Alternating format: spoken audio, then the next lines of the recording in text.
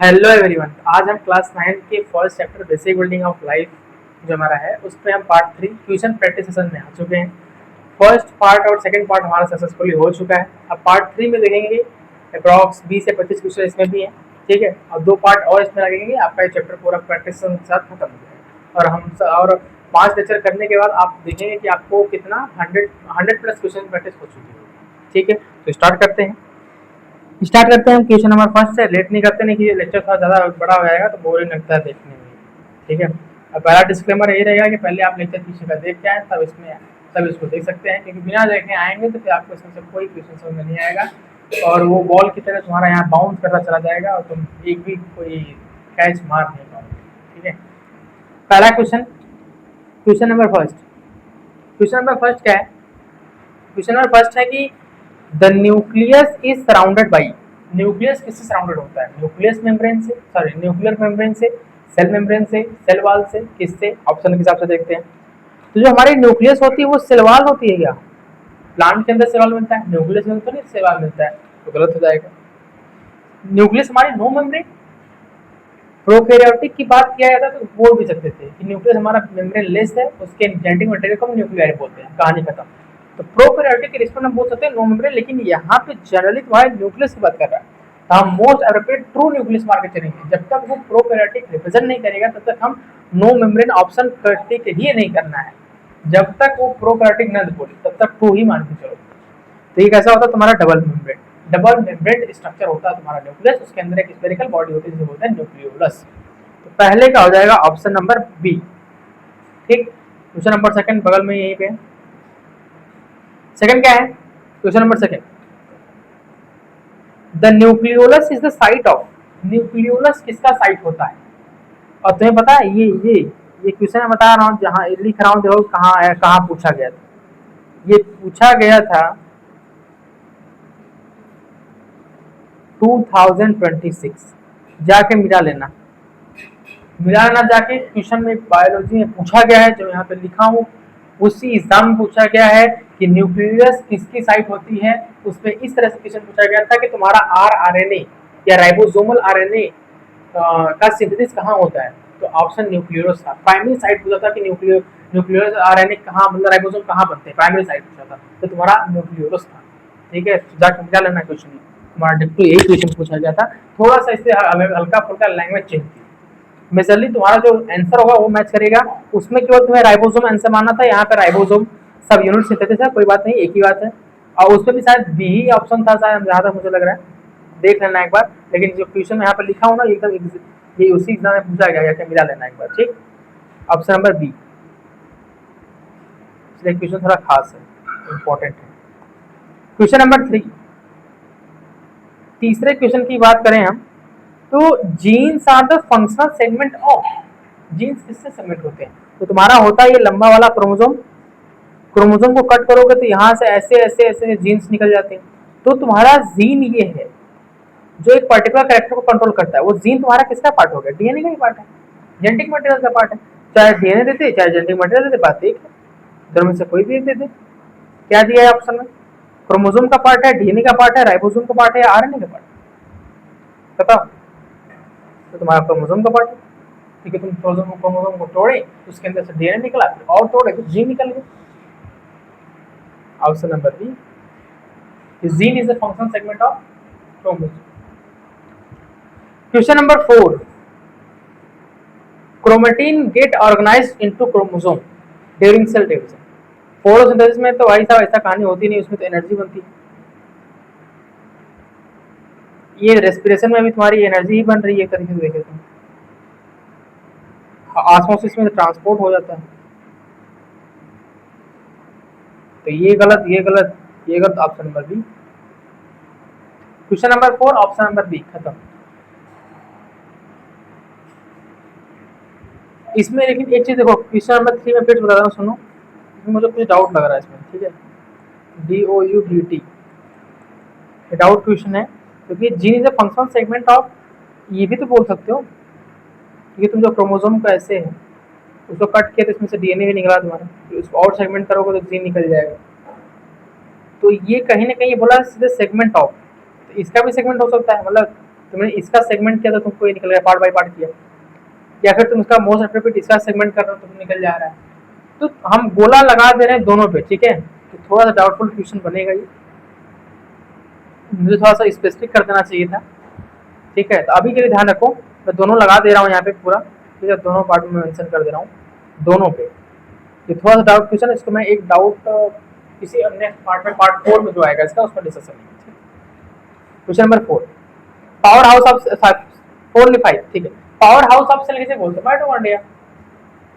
Graveyard of the cell किसे बोलते हैं? लाइसोसोम। और क्या नाम होता है? सुसाइड टाइप सेल, उसे लाइसोसोम से ही बोलते हैं, ठीक है। Power mitochondria. Option number C, option number C is the correct. Question number 6, energy release during the respiration is stored as a form of, किसके फॉर्म में स्टोर होती है? एटीपी नहीं, डाइफॉस्फेट की बात नहीं होती।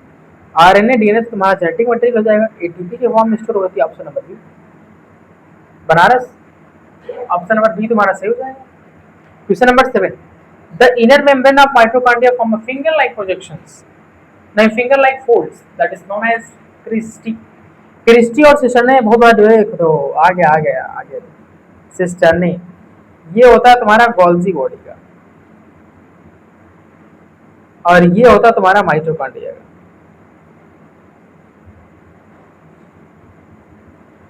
और ये दोनों तुम्हारे पार्ट होते हैं थाइलाकॉइड के।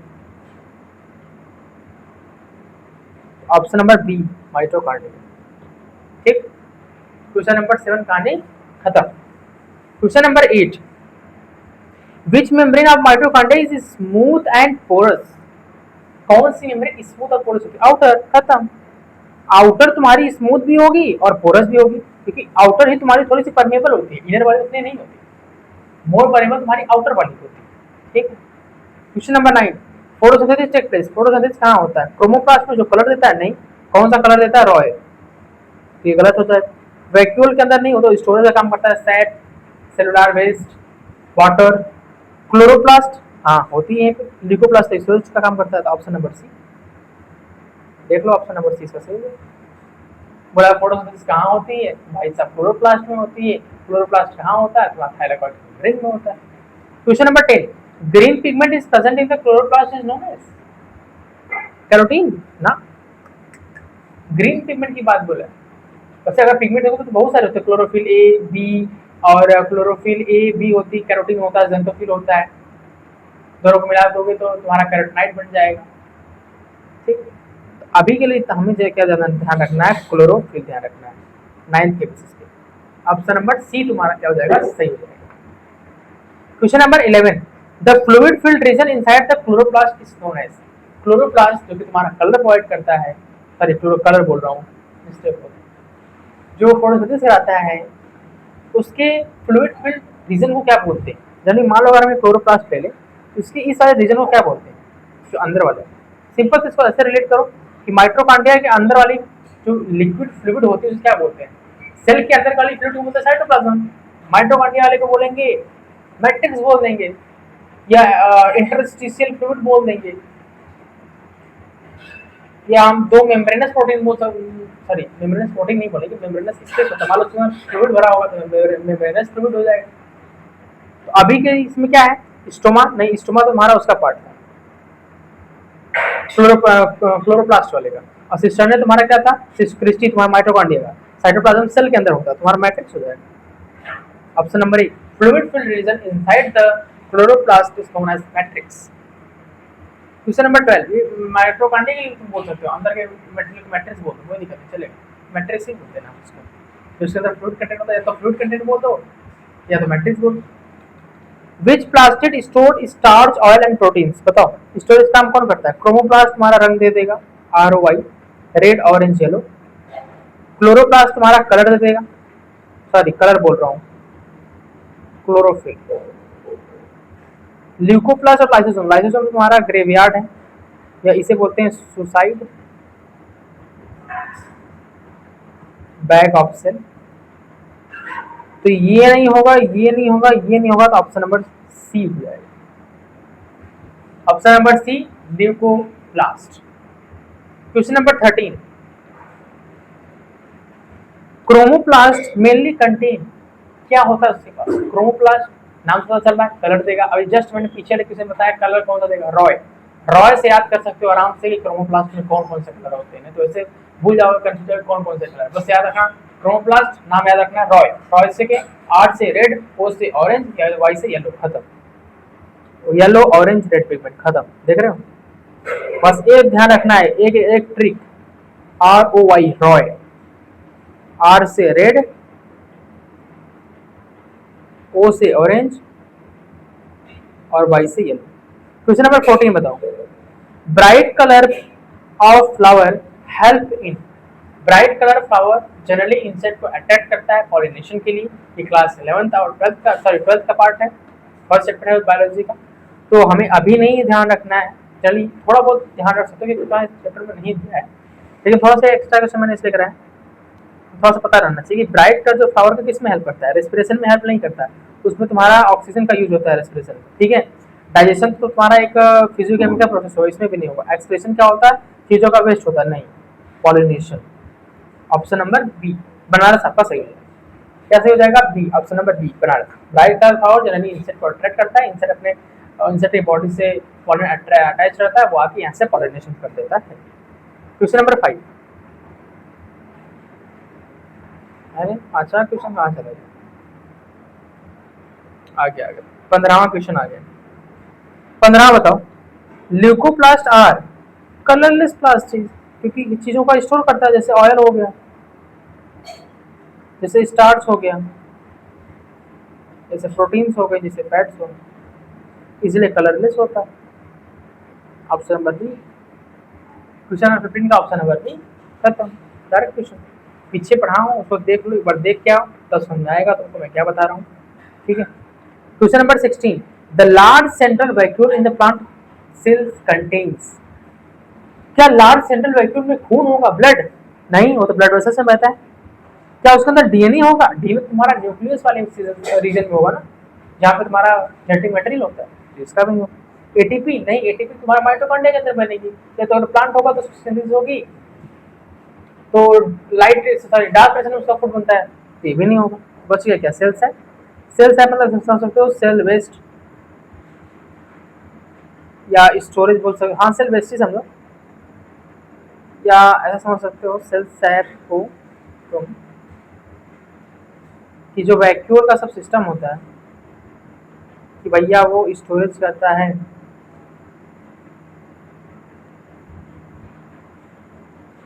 वेस्ट मटेरियल्स का, वाटर्स का, और तुम्हारे कुछ आयंस का, बहुत सारी चीज़ों का स्टोर करता है, ठीक है। स्टोर भी करता है, स्टोरेज भी, पानी का भी काम, पानी भी स्टोर करता है। जनरली जब हम सेल सैप बोला जा रहा है, हमको जहाँ तक है, आपको जहाँ तक ध्यान रखना है कि सेल वेस्ट मटेरियल से ही रिफर कर रहा है सेल सैप वगैरह, ठीक है। ठीक है, आप कॉमन सेंस इसको कर सकते हैं, ठीक। Question number 17, the main function of the vacuole is, sorry जो हमारा वैक्यूल होता है उसका मेन फंक्शन क्या है, क्या काम करता है? पानी स्टोर करेगा, आयंस को स्टोर करेगा, या तो वेस्ट मटेरियल को स्टोर करेगा। देखो फोटोसिंथेसिस नहीं करता, राइबोसोम करता है। सेल डिवीजन नहीं करता, वो तो तुम्हारा सेंट्रोसोम करता है। रेस्पिरेशन नहीं करता, वो तो माइटोकॉन्ड्रिया करती है। रेस्पिरेशन कौन करता है? माइटोकॉन्ड्रिया। सेल डिवीजन कौन करता है? सेंट्रोसोम। फोटोसिंथेसिस कौन करता है? राइबोसोम। ऑप्शन नंबर बी आराम से हो गया, बिना कुछ किए अपने से हो गया, ऑप्शन नंबर बी सही हो गया।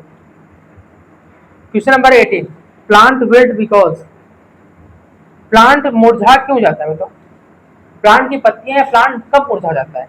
जब vacuole loss water, nucleus break down, नहीं न्यूक्लियस उसका कोई इफेक्ट नहीं पड़ेगा, राइबोसोम स्टॉप वर्किंग, या क्लोरोप्लास्ट डिसअपियर। प्लांट का मेन क्या है? प्लांट के मेन में है तुम्हारा क्लोरोप्लास्ट होना चाहिए, क्योंकि तभी तो क्लोरोफिल होगी, तभी तो फोटोसिंथेसिस होगी। अगर क्लोरोप्लास्ट नहीं होगा तो फोटोसिंथेसिस कौन करेगा? तो मुरझा ही जाएगा। तो वैक्यूल लूज वाटर एक रिस्पेक्ट में बोल सकते हो, लेकिन उससे मुरझाएगा नहीं, क्योंकि क्लोरोफिल है, वाटर लॉस किया फिर से काम कर लेगा, फिर से रीअब्जॉर्ब कर लेगा। मेन जो जाएगा ऑप्शन नंबर ए जाएगा। भी क्लोरोप्लास्ट हमारी डिसअपियर हो जाती है, प्लांट धीमे धीमे मुरझाने लगता है। जैसे पत्तियां देखते हो, पत्तियां के अंदर जब जितने भी क्लोरोफिल के पिगमेंट होते हैं, ए बी कैरोटीन और जेंथोफिल, जैसे ही खत्म होगा, जैसे सबसे लास्ट स्टेप आएगी जेंथोफिल पे, बस पत्ती पीली होकर मुरझा के नीचे खत्म हो जाएगी, डिग्रेड हो जाएगी। क्यों? क्योंकि क्लोरोप्लास्ट खत्म हो गया, उससे सारे पिगमेंट खत्म हो गए। Question number 19, compared with plant cell and animal cell, vacuole are generally small and temporary. Absent always ना, वैक्यूल एनिमल के अंदर होता है। प्लांट सेल के कंपेयर में बताओ एनिमल सेल की क्या खासियत है वैक्यूल में? फिल्ड विद क्लोरोफिल नहीं, अरे भाई साहब एनिमल के अंदर क्लोरोफिल डाल दोगे, हरा हरा दिखने लगेगा। पता चला अगर तुम अपने डॉगी को देख रहे हो, डॉगी तुम्हारा एकदम हरा हरा दिखने लगा, फोटो खिंचा रहा डॉगी अपना ज्यादा घूम घूम के, मैं देखो मेरा कलर हरा हो गया, ग्रीन हो गया, मैं अब फोटो सिंथेसिस कर सकता हूँ, मुझे खाना बनाने की जरूरत ही नहीं है। जैसे तुम ऐसे उसको रोटी देने चले जाते हो, ऐसे ले आओगे, ऐसे फेंक दो तो खाना बेचारा खा लेता है। अब अगले दिन से तुम्हारे पास ही नहीं आएगा, मैं धूप में अपना खाना बना लूंगा, ठीक है। तो क्लोरोफिल जब अगर उसके अंदर आ जाएगी तो तुम्हारा डॉगी का रंग ही चेंज हो जाएगा, वो हरा दिखने लगेगा तुम्हें, उसके अंदर से लीव्स आने लगेंगे, उसके अंदर से रूट्स आने लगेंगे, बस अगले दिन वो पेड़ बन जाएगा, ठीक। तो तुम्हारा क्या हो जाएगा इसमें? Smaller and temporary. हमारे अंदर जो वैक्यूल होता है एनिमल सेल्स के अंदर, वो छोटा होता है, टेम्पोररी होता है, ठीक। क्वेश्चन नंबर 20 सबसे लास्ट क्वेश्चन है, ह्यूमन मैच्योर आरबीसी लैक्स। हमारी जो ह्यूमन की मैच्योर आरबीसी होती है उसके अंदर क्या नहीं होता? ऑप्शन से बताओ। सेल मेम्ब्रेन नहीं होती है? नहीं होती है। हीमोग्लोबिन होता है? हाँ होता है आरबीसी के अंदर। साइटोप्लाज्म होता है? हाँ होता है। न्यूक्लियस नहीं होता। हमारी मैच्योर ह्यूमन आरबीसी के अंदर न्यूक्लियस नहीं होता। और इससे तुम्हें एक फैक्ट बता देता हूँ, ध्यान रखना, कि इसीलिए जब हम किसी अपने फॉरेन एजेंट या जैसे हम डिजीजेस की या बोल सकते हो, या जब भी टेस्ट करते हैं ना, जैसे ऐसे समझ लो कि ऐसे नहीं, उसको मत समझो तुम, हम डीएनए की जांच में तो डीएनए की टेस्टिंग हम जनरली डब्ल्यूबीसी से क्यों करते हैं? बताओ, आरबीसी क्यों नहीं करते? मेन फैक्ट है ये, मेन रीजन इसका यही है कि ह्यूमन की जो आरबीसी है उसके अंदर न्यूक्लियस नहीं होता, इसलिए कभी जब डीएनए की जांच होती है, डीएनए टेस्टिंग होता है, कहीं कोई भी केस हो गया उसमें डीएनए सिस्टम मिलाया जाता है, ठीक है, या डीएनए फिंगरप्रिंटिंग होती है, बहुत सारा सिस्टम चलता है उसमें, क्रिमिनल केसेस में अलग अलग, ठीक है। तो वहाँ पे हम डीएनए मैच कराने के लिए हम डब्ल्यूबीसी की जांच करते हैं, डब्ल्यूबीसी को निकालते हैं, आरबीसी को नहीं निकालते, क्योंकि आरबीसी के अंदर न्यूक्लियस नहीं होता ह्यूमन्स के अंदर। लेकिन उल्टा हो गया, मेढक के अंदर होता है, मेढक जो होता है उसकी आरबीसी न्यूक्लिएटेड होती है। अगर तुमको मेढक का डीएनए निकालना है तो बस उसकी आरबीसी ऐसे फाड़ो और उसके अंदर इंजेक्शन लगाओ और बाहर निकाल, ब्लड निकाल कर आरबीसी निकाल सकते हो, उसके अंदर न्यूक्लियस निकल जाए। लेकिन जब ह्यूमन बॉडी में जाकर तुम किसी का ऐसे बोलोगे अपने डब्ल्यूबीसी पे मुझे डीएनए चेक करना है, तो ऐसे नहीं, मतलब कहीं जाओगे सब टेस्टिंग वस्टिंग आने के लिए तो डब्ल्यूबीसी तो से ही तुम्हारा डीएनए का टेस्ट होगा, आरबीसी से नहीं होगा, क्योंकि आरबीसी के अंदर न्यूक्लियस नहीं होता और डब्ल्यूबीसी के अंदर न्यूक्लियस होता है, इसलिए हम डीएनए टेस्टिंग डब्ल्यूबीसी से करते हैं, आरबीसी से नहीं करते। ये थोड़ा सा फैक्ट चीज़ है कि हम डब्ल्यूबीसी से क्यों डीएनए टेस्टिंग करते हैं, आरबीसी से क्यों? क्योंकि हमारी आरबीसी न्यूक्लिएटेड नहीं होती, हमारा आरबीसी के अंदर न्यूक्लियस नहीं होता। लेकिन एक चीज़ और ध्यान रखो कि जो हमारी आरबीसी होती है, जो इमेच्योर आरबीसी होती है, मतलब जो नई नई बन रही है, उसके अंदर न्यूक्लियस होता है। मेन डिफरेंस देखो, जो हमारी नई नई आरबीसी अभी बन के निकल रहे हैं, घूम ऐसे घूमते फिरते से ब्लड के अंदर से घूमते फिरते घूम रही है, उसके अंदर न्यूक्लियस होता है। लेकिन जैसे ही वो मेच्योर फॉर्म में आएगा, थोड़ा सा बड़ा होगा, उसके अंदर न्यूक्लियस है। इसे हम बोलते हैं हमारी जो आरबीसी होती है मैच्योर आरबीसी, इसलिए यहाँ पे लिखा गया मैच्योर आरबीसी के अंदर न्यूक्लियस नहीं होता। लेकिन अगर बोले इमेच्योर के अंदर तो होता है। मैच्योर आरबीसी के अंदर न्यूक्लियस नहीं, खत्म हो जाता है, डिस्टर्ब हो जाता है। अगर लेकिन डब्ल्यूबीसी के अंदर हमारी आरबीसी न्यूक्लियस डब्ल्यूबीसी में होता है, इसलिए हम डीएनए फिंगरप्रिंटिंग या डीएनए टेस्टिंग हम डब्ल्यूबीसी से करते हैं, आरबीसी से नहीं। जनरली थोड़ा सा नॉलेज था, फैक्ट बेस्ड था, ध्यान रखना रख लो क्योंकि तुम्हारे इसमें पूछेगा नहीं, ठीक। तो ऑप्शन नंबर 20 का सही हो जाएगा क्योंकि हमारी आरबीसी क्या होती है, हमारे आरबीसी के अंदर न्यूक्लियस नहीं होता, ठीक। तो हमारा ये पार्ट 3 यहाँ पे डन हो गया। कितने क्वेश्चन थे? 20 में एक क्वेश्चन रॉन्ग हुआ है, कुछ एरर्स आए उसमें, तो 19 आउट ऑफ 19 आ गया मेरा। अपना बता देना कितना है कमेंट सेक्शन में, ऐसा नहीं कि आंसर झाँक झाँक पूरा लिख दो उसके बाद बताओ अरे मेरे तो 20 आउट ऑफ 20 आ गया, इधर ट्यूशन भी तुम्हारा सही हो गया आंसर, ठीक है। तो पार्ट 3 यहाँ पे हो गया हमारा डन।